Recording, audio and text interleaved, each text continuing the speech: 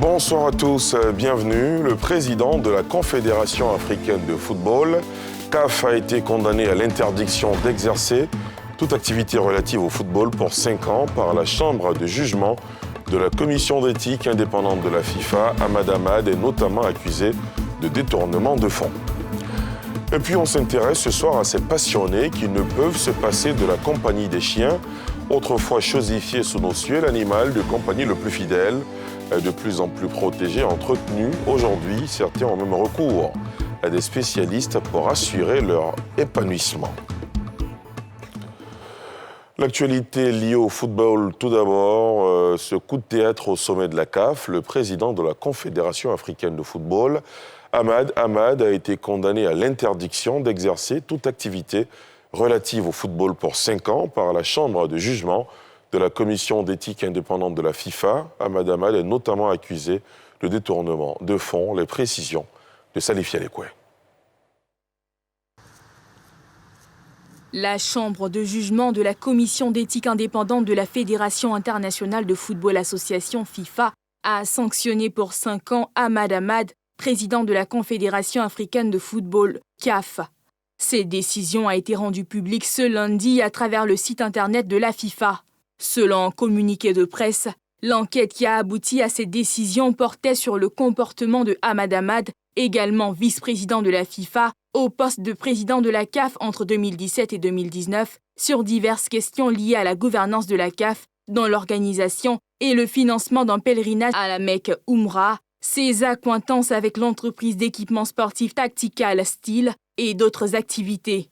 Dans sa décision qui a fait suite à une longue audition, la chambre de jugement de la commission d'éthique a établi, sur la base des informations recueillies par la chambre d'instruction, que M. Ahmad avait manqué à son devoir de loyauté, accordé des cadeaux et d'autres avantages, géré des fonds de manière inappropriée et abusé de sa fonction de président de la CAF. La chambre de jugement a par conséquent conclu que M. Ahmad avait enfreint les articles 15, 20 et 25 du Code d'éthique en vigueur, ainsi que l'article 28 de l'édition 2018 et a prononcé à son encontre une interdiction de toute activité relative au football, administrative, sportive et autres, au niveau national et international pour une durée de 5 ans. Il devra en outre s'acquitter d'une amende s'élevant à 200 000 francs CFA suisses, soit plus de 100 millions de francs CFA. Pour des observateurs du ballon, cette situation n'honore pas le football africain. Il est suspendu et pour l'instant, ça ouvre la route à plusieurs candidatures donc à la Confédération de la CAF. La suspension d'Ahmad Ahmad a forcément une incidence sur l'image du football africain parce qu'il s'agit quand même du premier responsable de ce football et quand il est sanctionné, eh bien, c'est tout le fonctionnement de la CAF, tout le fonctionnement même du football africain qui est indexé. C'est une grande désolation.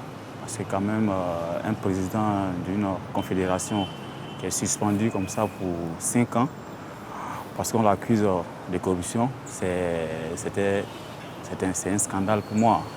La sanction intervient à quelques mois de l'Assemblée générale élective de la Confédération africaine de football CAF, prévue le 12 mars 2021, où le Malgache qui a été testé positif à la Covid-19 il y a quelques jours comptait rempiler pour un autre mandat. Retour à l'actualité ivoirienne et direction maintenant la ville de Divo qui a retrouvé son calme après les manifestations d'août dernier qui avaient fait 8 victimes. Divo, ce week-end, le maire de la localité a invité les jeunes à ne plus se laisser manipuler. Il s'est engagé à appuyer les femmes et les jeunes dans leurs différents projets afin de les sortir de l'oisiveté et de toute tentation aux éventuelles offres indécentes liées à la politique. Nadia Edja, Arona Zeba. Qu'on soit Dida, qu'on soit Malinké, qu'on soit Baoulé, qu'on soit Thié, qu'on soit Yacouba, qu'on soit Bété, on est tous les mêmes. Ne vous laissez pas manipuler. Message de paix et d'éveil de conscience divulgué par Amédée Kouakou, maire de Divo, lors de ses rencontres avec les femmes et jeunes de la localité ce samedi. Pour lui, la priorité de ces populations doit être leur autonomie. D'où son appui constant à l'endroit des femmes et jeunes de Divo, sans distinction de parti politique, de religion ni d'ethnie. Le projet faisait 14 772 000 francs. Et le ministre m'a dit, vraiment, voici le pour le départ du projet, voici ce qu'il apporte. J'ai bénéficié pleinement de 5 millions. Nous vous disons grand merci. Et à travers vous, nous disons merci au président de la République. Aujourd'hui, nous prenons l'engagement de travailler avec vous, de vous accompagner partout. Il s'est engagé à continuer l'œuvre de développement déjà entamée dans le Lodjibois. Vous savez très bien tout ce qui a été fait dans la région du Lodjibois par le président de la République, au niveau des routes, au niveau de l'eau potable, au niveau des écoles, pour améliorer les conditions de vie de nos populations. Ces populations ont décidé de continuer à maintenir ce climat de paix, ce climat de cohésion, parce que c'est de ça que nous avons besoin. Notons que malgré la tension en raison des violences d'août dernier, le taux de participation enregistré à Divo pour l'élection présidentielle est de 41%. Le maire Amédée Kouakou s'est réjoui de l'accalmie durant le scrutin dans cette ville. La deuxième édition du prix de l'entrepreneuriat féminin des projets emploi jeunes vient de se tenir à l'occasion de la Journée mondiale de l'entrepreneuriat féminin. L'événement a été marqué par des panels au profit de ces femmes bénéficiaires de divers fonds, dont le FAFSI, le Fonds d'appui aux femmes de Côte d'Ivoire. Pierre Dipomelin. Salle des fêtes de l'Hôtel Ivoire, de nombreuses femmes venues de diverses contrées du district d'Abidjan célèbrent l'entrepreneuriat féminin à l'initiative des projets emploi jeunes. Pour encourager les femmes à se prendre en charge, plusieurs fonds ont été mis à leur disposition par le gouvernement ivoirien. Des panels sont organisés au profit des bénéficiaires de nombreux fonds, dont le FAFSI. Au nombre des actions prévues à l'endroit des femmes, on peut citer la poursuite et le financement et le renforcement du partenariat avec le secteur bancaire pour 15 milliards de francs CFA en vue du renforcement des capacités financières des PME dirigées par des femmes dans les secteurs prioritaires, l'augmentation du fonds alloué au FAFSI, la scolarisation systématique des jeunes filles et l'alphabétisation des moins jeunes, l'augmentation des bourses d'excellence pour les jeunes filles dans le domaine de la science et dans le secteur prioritaire. La plupart des résultats des études affirment que les femmes constituent aujourd'hui l'un des nouveaux leviers de la croissance économique, car leur rôle actif dans l'économie nationale permet un meilleur développement du pays et une croissance économique plus soutenue. Ainsi, les politiques publiques, aussi bien au niveau national qu'international, accorde de plus en plus d'importance et de priorité aux femmes qui se trouvent désormais au cœur des programmes dédiés à l'entrepreneuriat. De plus en plus de femmes se sont engagées dans l'entrepreneuriat ces 10 dernières années. L'entrepreneuriat féminin est en nette progression. Il y a 10 années en arrière où on ne pouvait pas trouver dans nos localités très reculées des organisations féminines. Mais depuis ces 10 dernières années, il y a une explosion des coopératives féminines. De 2012 à 2020, il y a eu quand même beaucoup d'efforts qui ont été faits. C'est vrai, le chantier il est vaste, mais il ne faut pas quand même aussi ne pas reconnaître les efforts qui ont été faits. Que ce soit au niveau du secteur privé, dans les différentes commissions, il y a eu des commissions entrepreneuriat féminin, il y a eu des concours où il fallait mettre un prix entrepreneuriat féminin et il y a même eu des fonds spécifiques qui ont été mis en place pour accompagner l'entrepreneuriat féminin. J'ai bénéficié du fonds FAFSI. Dans le temps, je faisais de la loco devant ma porte et lorsque j'ai bénéficié du premier fonds, j'ai eu 100 000 francs.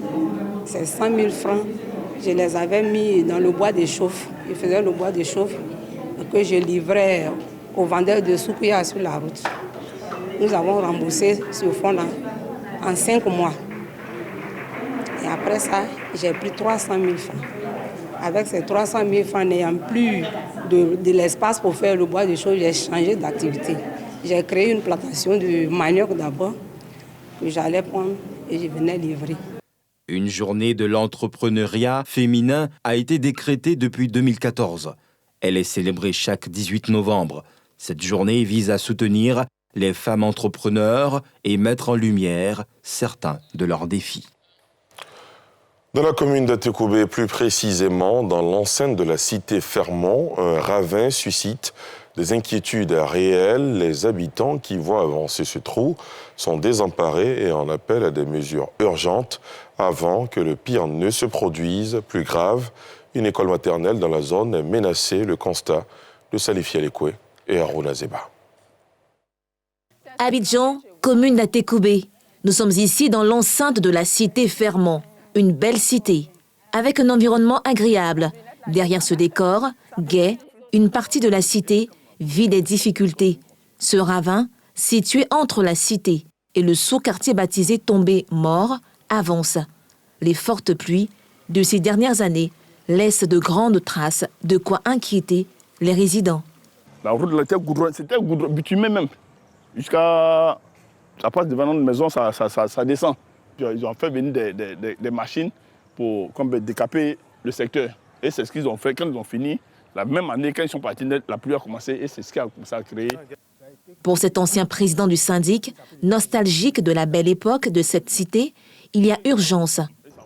Ah ouais, c'était un beau quartier. Hein. Le gros trou, après la maternelle, c'était un parking, un terrain où les voitures pouvaient se garer là-bas. Mais nous-mêmes, quand on a commencé à grandir un peu, on jouait là-bas au terrain. Mais c'est des gens qui ont fait éroder la terre. Cette école maternelle publique, bientôt cinquantenaire, est fortement menacée.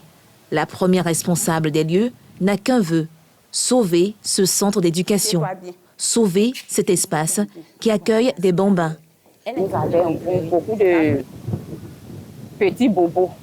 Voilà, l'électricité, comment dirais-je, la plomberie, et puis le toit même de l'école qui est vraiment foutu.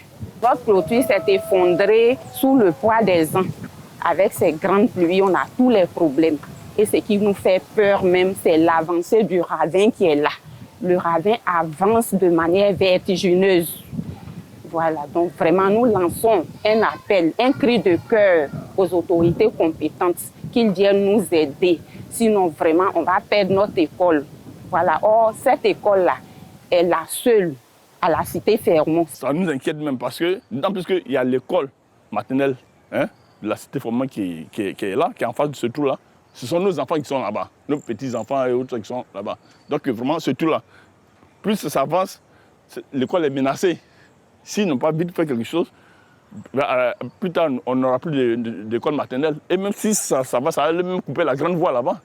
Donc vraiment, si les gars peuvent vraiment nous aider, ils n'ont qu'à vraiment nous aider. Parce que presque tous ceux à qui on a écrit disent que ça est dans le cadre des grands travaux. À tous ceux qui pensent au bien de la jeunesse, ou bien de l'école, des élèves, ils peuvent nous aider. De l'anticipation s'impose avant que le pire n'arrive. Pour l'heure, les regards sont tournés vers les plus hautes autorités en charge de ces questions pour une solution. Et le dossier de ce lundi s'intéresse à ces passionnés qui ne peuvent se passer de la compagnie des chiens. Autrefois chosifié sous nos cieux, l'animal de compagnie le plus fidèle de l'homme est un peu plus protégé et entretenu aujourd'hui. Certains ont même recours à des spécialistes pour assurer leur épanouissement, là où d'autres leur vouent un amour inconditionnel et les considèrent même, pour certains, comme des membres de leur famille. Un dossier de Nadia Eja, Tanguy Conan et Eric Kimo. Port-Boué, site de la crinière d'Ivoire.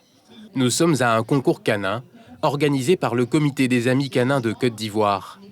La robe, l'allure, la queue, l'expression du regard, les crocs, tout est scrupuleusement examiné par le juge. Au terme des délibérations, Ursula Mobio sort lauréate. Une fierté pour cette passionnée. Ce qui veut dire que je prends déjà bien soin de ma chienne. Elle est en bonne santé, très belle encore pour mettre dessus. Et puis en plus, la preuve, on a gagné le concours. Donc voilà, c'est une grande joie en fait. C'est rassurant de voir que tu t'occupes bien de ton chien, tout le monde remarque ça et tout. Gagner la première place d'un concours canin se mérite. Chez elle, Ursula ne lésine pas sur l'attention et les moyens pour offrir le meilleur à ses animaux. Un Pitweiler, croisement de Pitbull et de Rottweiler, et un Boerboel pédigré, tous deux reçus comme présents après l'obtention de son baccalauréat. C'était une condition qu'on m'avait posée. Tu as ton bac, tu as un chien. Je fais pratiquement tout avec elle. Ça fait dépenser parce qu'elle mange à midi, elle fait 35 000 francs par mois. Sans compter ses soins et son shampoing, si elle a des petits bobos, passer voir le vétérinaire et tout ça. Pour s'occuper d'un chien, il faut une panoplie de spécialistes. Ahmed Bakayoko, connu sous le nom d'Ahmed Vegas, dans le milieu, est l'un d'entre eux. Éducateur canin professionnel depuis 2015, il dresse en ce moment une vingtaine de chiens. Bonjour, ça va monsieur? Couché. Très bien, c'est bien Shadow. Ouais, c'est bien ça garçon. Il y a des chiens pour le local, tels que le domicile. Peut-être si le client veut que son chien soit un chien obéissant, là on travaille le chien en obéissance et aussi en garde. On peut aussi former le chien d'intervention. Le package minimum pour ces séances d'éducation canine est de 80 000 francs CFA. Pour lui, le chien permet à l'homme de vivre décemment. Le chien à lui seul emploie plusieurs personnes. Moi déjà, je suis son éducateur canin. Il y a son toiletteur, ça fait déjà 2. Il y a aussi le vendeur d'aliments, ça fait 3. Il y a aussi, si possible, le baladeur, celui qui vient peut-être le faire balader. Sans oublier le leveur, chez qui on va prendre. Sans oublier le vétérinaire qui fait le vaccin, donc je dirais plus que 5. Si le chien a toujours été un animal familier sous nos cieux, l'attention particulière qui lui est portée ces dernières années est grandissante. Ici, on propose une large gamme de produits et de services pour chiens. Leurs clients sont de toute nationalité. Aujourd'hui, de plus en plus d'Ivoiriens, d'Africains s'intéressent au milieu canin. Ce n'est pas une question de richesse en tant que telle, c'est une question d'amour. Il y a des gens qui viennent par exemple de Koumassi, qui viennent par exemple de Port-Boué, d'Abobo, qui viennent faire des achats, pas parce qu'ils ont trop de moyens, mais parce qu'ils aiment leurs animaux. Pour les passionnés, le chien est surtout un membre de la famille à qui il faut inculquer une éducation. Défendre cet amour canin, voilà ce qui réunit les membres du comité des Amis canins de Côte d'Ivoire. Après un arrêt temporaire en raison de la Covid-19, ils relancent leurs activités. Comme on a eu maintenant beaucoup d'allègements là-dedans, on s'est dit qu'il fallait reprendre nos activités tout en respectant réellement les mesures sanitaires. L'activité d'aujourd'hui a consisté à montrer un peu ce que le CACSI doit faire, ce que le CACSI fait normalement. C'est-à-dire ça a été un mini-concours, ça a été une mini-exposition. Aujourd'hui, en Côte d'Ivoire, on est fiers d'avoir un chien parce que le chien est bien dressé, parce que le chien a été bien sélectionné depuis la base de l'élevage. Leur projet, mettre en place une plateforme canine pour améliorer la vie du chien en Côte d'Ivoire. En attendant, une association née en 2017 s'occupe de recueillir les chiens abandonnés dans les rues d'Abidjan.